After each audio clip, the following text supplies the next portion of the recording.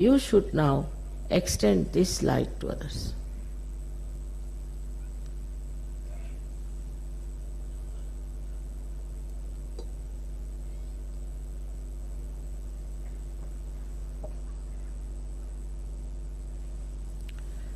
माफ़ करिए, मुझे अंग्रेजी में बात करनी पड़ी। यहाँ बाहर से काफ़ी लोग आए हैं शिव जी की पूजा में। आज तक ऐसे कभी हुआ नहीं था। और शिव जी के बारे में आप लोग बहुत कुछ जानते हैं और उनकी सारी कहानियां भी आपको सबको मालूम, लेकिन उसका सार क्या है, उसका तत्व क्या है, शिव जी का तत्व क्या है, वो जानना चाहिए। सो शिव जी जो है, उनको कोई चीज छूती नहीं। कोई उनको कुछ भी कहे और जाके माफी मांग ले, कहते हाँ भाई जा माफ। उनको कोई चीज, मान अपमान, सुख दुख, कोई चीज उनको छूती नहीं। वो शिव जी बिल्कुल सब चीज से अलग, मुक्त। जिसे कि आदि शंकराचार्य ने शिवोहम शिवोहम कहा। तो पहले आदि शंकराचार्य के समय में शिवोहम की बात हो रही थी। यही बात हो रही थी कि मैं शिव हूं, ठीक। और ये गति प्राप्त करना, ये व्यक्तिगत प्रयत्न से होता है। और उसके बाद जो दूसरी स्थिति है, उसमें जिस तरह आदिशक्ति कार्यान्वित है, उस तरह आपको कार्य करना चाहिए। नहीं तो ये दोनों कार्य अगर इकट्ठे नहीं हो तो शिव का पद मिलने से फायदा क्या। बैठे हुए हैं, अगर शिव ही सब कार्य कर सकते थे तो उन्होंने आदिशक्ति को क्यों बनाया और आदिशक्ति से क्यों कहा कि आप सब क्रिएट करिए, ये करिए, वो करिए। वो सब करते, लेकिन नहीं, उन्होंने कहा एक पद है शिव पद। उस शिव की पद पे पहुंच करके जहां पूरी तरह से निरीक्ष हो जाए, तब फिर आप किसी भी चीज में उतरे। अब हम देखते हैं कई कई लोग कहते हैं कि वहां सहयोग में एक साहब है, वो पैसा खा रहे। भाई कुछ समझ सहयोग में आने के बाद पैसा कैसे खा रहे? तो पैसा खा रहे। कोई है वो अपना ईगो दिखा रहे, अपनी सत्ता दिखा रहे, कुछ न कुछ ऐसी पागलपन की बातें सहयोग में आने के बाद भी कर रहे। तो कुछ चिपक गई होंगी चीजें, उनको ऐसा हो सकता है, पर वो छुड़ाना चाहिए।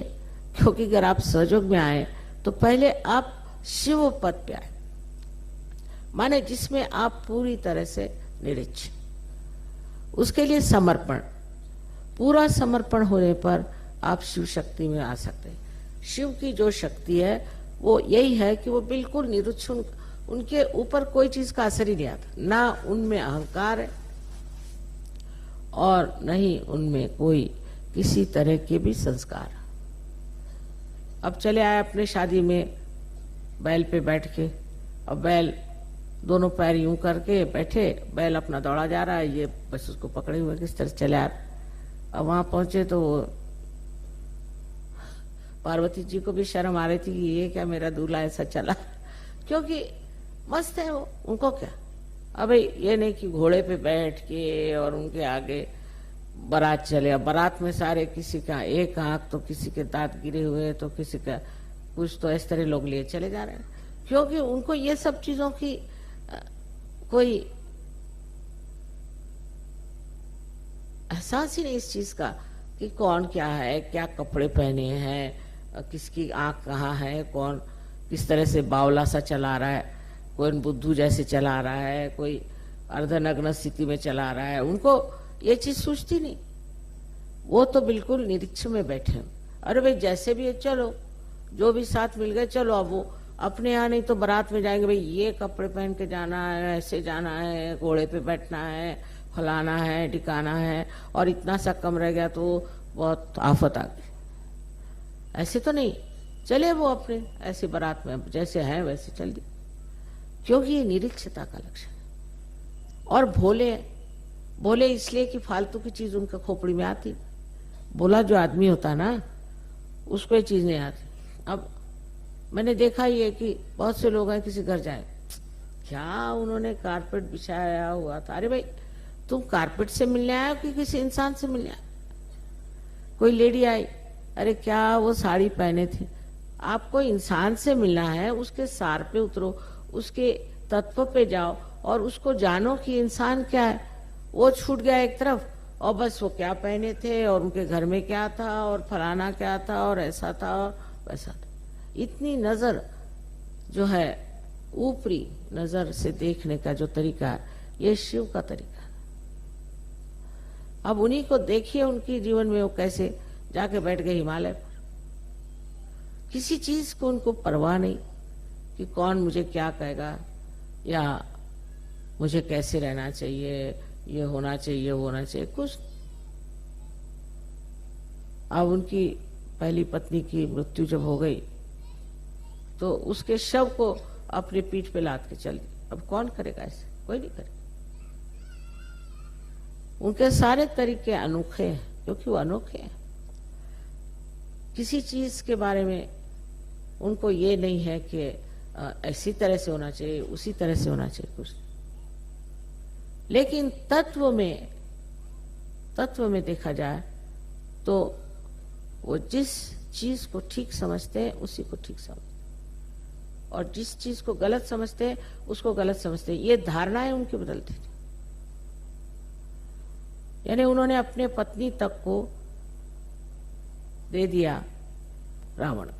अब लोग कहेंगे कि तमाशा है, पत्नी को उठा के रावण को दे दिया। अब उनको मालूम है कि उनकी पत्नी देवी है, उसको रावण क्या करेगा? वो किसी को भी दे दे, वो तो साक्षात देवी है, उसको ठीक करके रख देगी रावण। तो ऐसी जो हमारी प्रवृत्तियां हैं कि बाह्यता सब चीजें देखना, ये बाह्य की आंख जैसे जैसे कम होने लग जाएगी, अंदर की आंख खुलने लग जाएगी। कैसा भी इंसान अपने लिए ठीक है कि आप अपने लिए ठीक से रहे, ठीक से बाजिए, पर कोई किसी तरह का भी इंसान हो, उसके तत्व को समझिए कि उनसे इनका अंदरूनी कैसा है। अब कोई देहाती लोग होते हैं, वो बोलते वक्त में जरा अखड़पना से बोलते हैं, किसी की जबान ऐसी होती है, किसी की वैसी होती है। अब उसी पर से नाराज होकर बैठ गए। उस पर यह सोचना चाहिए कि ये इनका तरीका है, चलो ये भी अच्छी बात है, इसमें कोई बुरा मानने की कोई बात नहीं। अब कोई बड़े तहजीब वाले लोग चले आए तो वो तहजीब में आप बह जाइएगा, पता चला कि आपके सब चीज खो गई उनके साथ। तो जो कुछ भी चीज बहुत बाहर से सुंदर बनाई जाती है, अधिकतर धोखा देने के लिए। इसलिए किसी भी बाह्य की चीजों की तरफ इतना लगाव रखना, देखना, ये गलत बात है। अब आजकल के जो तरीके चल पड़े हैं, आप देख रहे हैं इस संसार में, खासकर अपने देश में, जो बाहर की संस्कृति यहाँ आ रही है, कितनी उसमें बाह्य दृष्टि है लोगों की, कितनी है। नहीं तो अगर नहीं होती तो ऐसे सब नहीं रहते। गांधी जी थे बेचारे, वो अपनी धोती पहन करके पहुंच गए लंदन। अब उनको कोई कहेगा कि लंदन में वहां तो 3 पीस सूट पहन के जाना चाहिए, ये कैसे पहुंच गए? पहुंच गए, जिसको जो कहना कहते। उसमें सिर्फ ये बात देखनी है कि कुछ लोग तमाशे के लिए ऐसा पहने तो दूसरी बात, पर अंदरूनी जब मनुष्य विमुक्त हो जाता है तो उसको कोई सी भी चीज इतनी महत्वपूर्ण नहीं लगती है सिवाय असलियत के।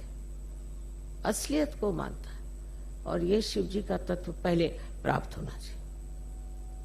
जब शिव जी का तत्व प्राप्त होगा तभी आप आदिशक्ति का कार्य कर सकते हैं।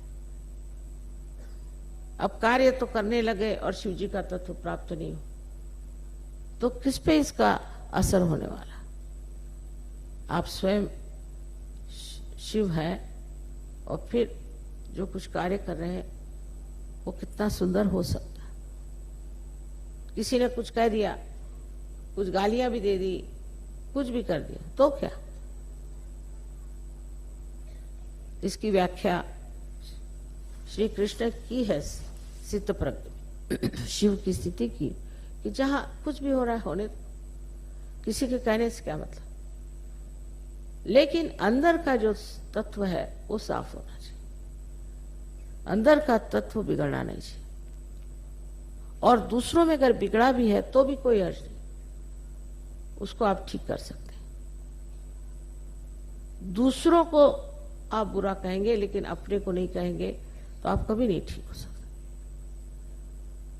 ये शरणागत होने का मतलब ये है कि जो कुछ भी अपने अंदर इस तरह की चीजें हैं उसका त्याग करते जाना, त्याग करते जाना, त्याग करते जाना। अंत में जो एक स्वच्छ शुद्ध स्वरूप आपका आत्मा है, उसके दर्शन से ही आप आनंदित हो जाए और वो आपको पूरी तरह से इतना समर्थ बनाएगा, इतना समर्थ कि आप आश्चर्यचकित होंगे कि इतनी समर्थता हमारे अंदर कहां से है। आज शिव जी की पूजा होनी चाहिए और हो रही है, और आप लोग भी इस वक्त वही समर्पण के भाव से बैठे। और जो समर्पण का दूसरा हिस्सा है जिसमें कि हमने ये पाया है, हम आत्म साक्षात्कारी हैं, हम लाखों में एक, ये हमें प्रदान हुआ है, आशीर्वाद मिला है, और हम इसमें कितना योगदान देते हैं, कितना कर पाते हैं, इसका भी अंदाजा लगाना चाहिए। ऐसे तो आप लोग वाकई मेरी तो कल्पना से बाहर है, क्योंकि मैंने कभी नहीं सोचा था कि इतना परिवर्तन मनुष्य में आ सकता है, कभी नहीं समझा था। उस हिसाब से तो इतना कार्य हो गया है सारे विश्व में कि बहुत आश्चर्य होता है। और बहुत समझ की बात है कि लोग जो कि बहुत गलत रास्ते पर खड़े थे, जो बिल्कुल विनाश की ओर जा रहे थे, वो उठकर खड़े हो गए और वो आज हमारे साथ है। कितनी बड़ी चीज है जो शिव का प्रदान, हमारे हृदय में उनका जो प्रतिबिंब है, आत्मा स्वरूप है, उसका ये महान आशीर्वाद। और इस आशीर्वाद से आप सब प्लावित हैं। बस अब इसको बढ़ाना है, समर्पण से बढ़ाना है और फिर सामूहिकता में इसे बांटना है। ये एक इंसान के लिए नहीं, ये एक उत्थान के लिए नहीं, ये सबके उत्थान के लिए है। आज जिस कगार पे हमारा विश्व खड़ा हुआ है, उससे हमें बचाना है, पूरी तरह से बचाना है। और ये आप लोगों की जिम्मेदारी है जो सहयोगी, जिन्हें अपने जीवन में, अपने अंतर में, व्यवहार में, हर चीज में सहज को देखना आना चाहिए। सबको मेरा अनंत आशीर्वाद।